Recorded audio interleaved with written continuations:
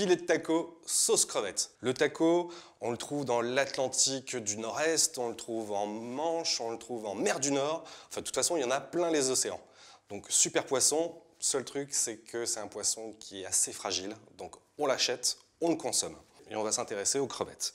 Alors, les crevettes, pour cette recette, j'ai besoin de crevettes entières. Quand je dis entières, c'est avec leur tête et l'ensemble de leur petite carapace. Donc, l'étape numéro 1, on va enlever tout ça. J'arrache la tête, ensuite j'enlève les différents anneaux et la queue. Alors il y a un autre petit élément, petite opération, comme on le voit là, il y a un peu de noir. En fait c'est le boyau, c'est l'intestin de ma crevette.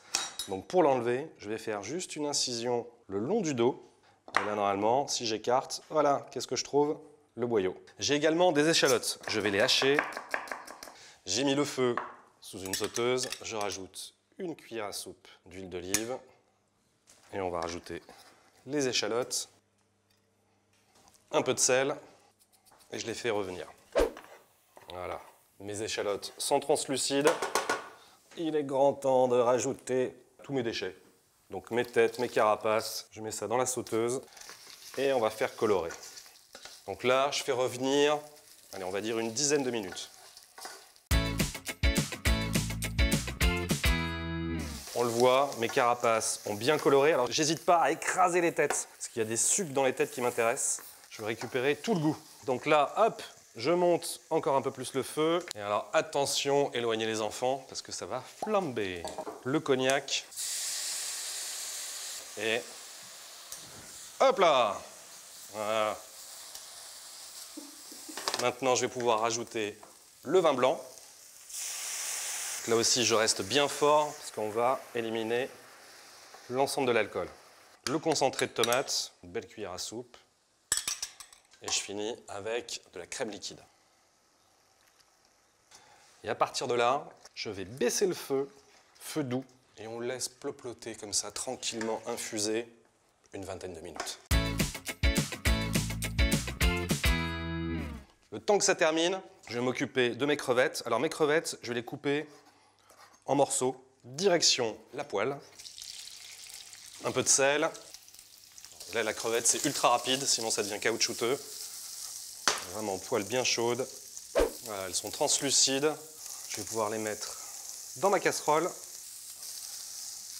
Alors, je m'arrête maintenant parce que de toute façon, elles vont continuer de cuire puisque je vais rajouter ma sauce dessus. La sauce, justement, on va la passer au chinois.